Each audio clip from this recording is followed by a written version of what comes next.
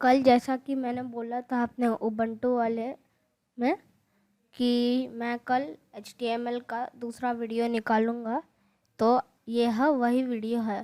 मैंने बोला था कि हम इंट्रोडक्शन लेंगे CSS के बारे में।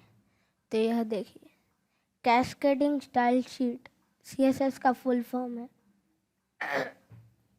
Excuse me.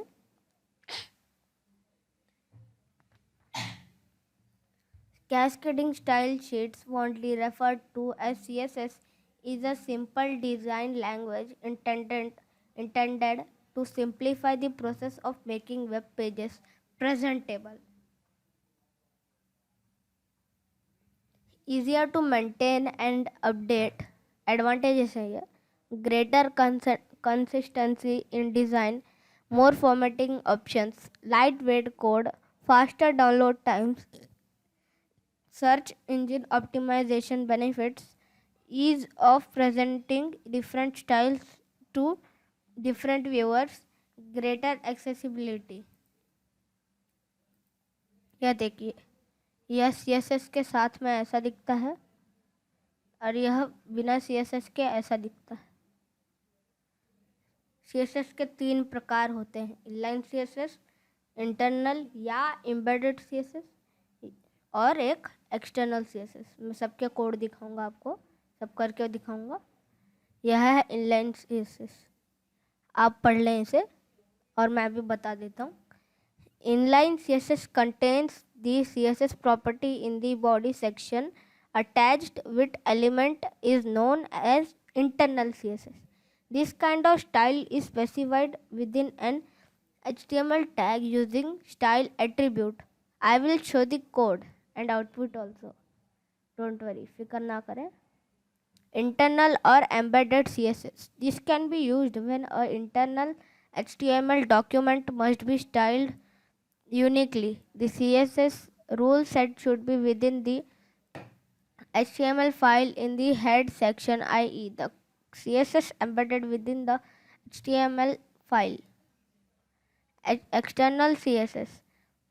External CSS contains separate CSS file which contains only state property with the help of tag attributes. For example, class, ID, etc. CSS property written in a separate file with CSS extension and should be linked to the HTML document used using link tag.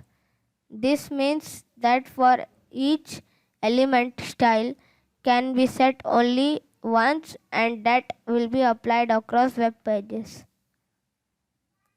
As we discussed earlier, CSS is a design language which is used to select HTML elements, and in order to design elements, you first have to select them. You've already seen a glimpse of how it works, but let's dive a bit deeper into CSS selectors and look at 3 different ways you can select HTML. पहला, element. An element selector matches all instances of the element in the document with the corresponding element type name. Universal selector. Universal selector, denoted by an asterisk, matches every single element on the web page. The universal selector may be omitted if other conditions exist on the element.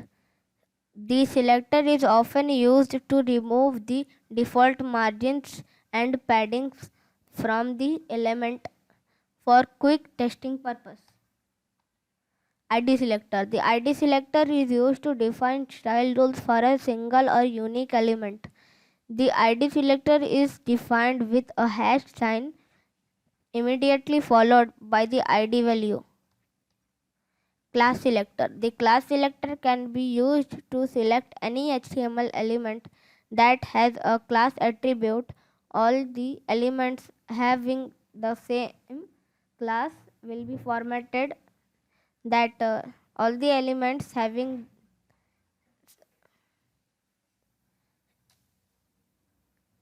a class attribute, all the elements having the same class having that class will be formatted according to the defined rule. The class selector is defined with a period sign dot immediately followed by the class value.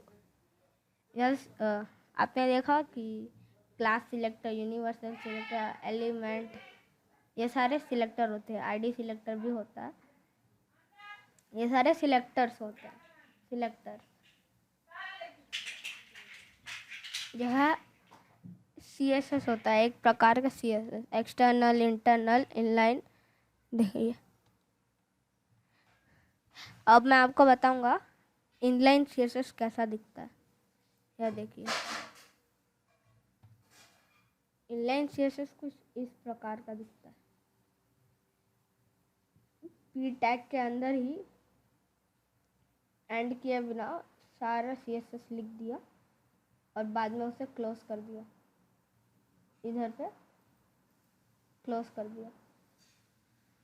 अब देखते हैं browser पे कैसा दिखता है.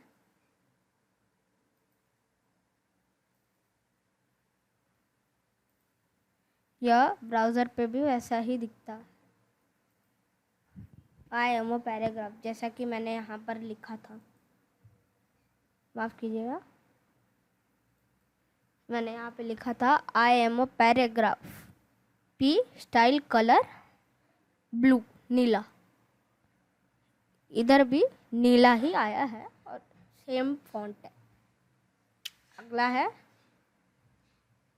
Internal CSS. यह है internal CSS का कोड. ये सारे बेसिक्स हैं.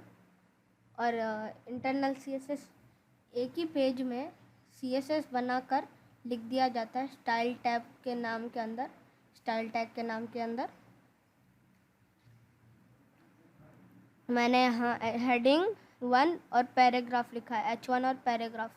देखते हैं यह काम करता है कि नहीं.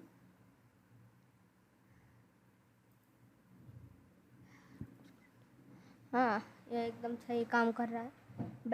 बैकग्राउंड कलर भी एकदम सही है. बैकग्राउंड कलर भी लिनन है. कलर H1 टैग का रेड डाला है.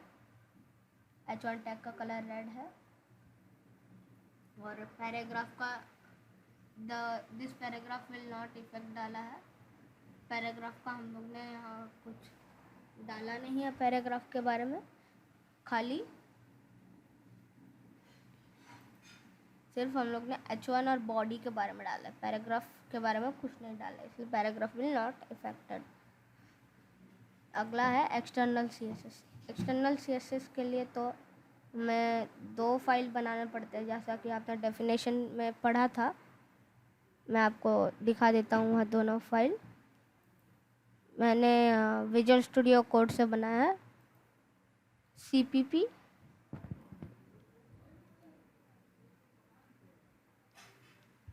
सेव कर दिया मैंने, CPP. और यह है एक उसका पूरा जो होना चाहिए डेकोरेशन के लिए. ठीक है, CPP यह, और यह ज़रूरी है. आप अगर इसमें कुछ भी चेंजेस करें तो यहाँ डॉट दिखता है. अगर यह डॉट दिखे तो आप समझ जाइएगा यह सेव नहीं है. तो इसे हटा के अगर आप इसे सेव कर दोगे तो डॉट हट जाता है. यहाँ पर कुछ दिखता है डॉट. मैं आपको फिर से दिखा देता हूँ, ध्यान से देखिए. डॉट दिख रहा है क्योंकि हमने इसे सेव नहीं किया. अब हम इसे अगर सेव कर देंगे तो यह डॉट चला जाता है. हमने एक लेटर कट किया इसलिए वह फिर से आ गया. अब देखते हैं कि यह कैसा दिखता है. यह उसका पूरा CSS है. यह ध्यान दीजिए कि मैंने यहाँ div क्लास का मतलब div का इस्तेमाल किया है, जो मैंने आपको बताया नहीं है. div दो डिवाइड करने के लिए होता है. एक पेज को डिवाइड करने के लिए होता है. जैसे कि समझिए एक लाइन है इधर और यहाँ एक div है, यहाँ एक div है. मैं आपको दिखाता हूँ क्या. मैंने एक नैव बार का प्रयोग किया है आपको दिखाने के लिए। मैं आपको ब्राउज़र से ओपन करके दिखाऊं। यह है एक्सटर्नल CSS CPP। रुकिए, मैंने वो दूसरा बनाया, मैं आपको करेक्ट दिखाता हूँ। यह है मेरा CPP वाला फाइल, यह देख रहे हो। मैंने यहाँ जैसा जैसा किया था वहाँ पे वो सारे अप्लाई हुए हैं यहाँ पे। चिंता मत कीजिए, ये सारे CSS ही हैं, मैं आपको बाद में समझा दूंगा ये सब के बारे में। मैंने बस छोटा सा वीडियो बनाया था एक। पार्ट 3 में यह नैव बार मैंने कैसा बनाया वह भी बता दूंगा मैं आपको। अभी के लिए बस इतना ही, मिलते हैं अगले वीडियो में नैव बार के बारे में।